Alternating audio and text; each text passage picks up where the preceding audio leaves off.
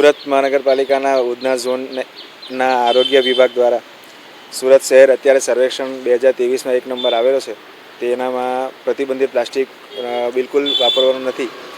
તે સંદર્ભમાં આરોગ્ય વિભાગ દ્વારા પ્લાસ્ટિક ઝુંબેશની કાર્યવાહી કરવામાં આવે છે.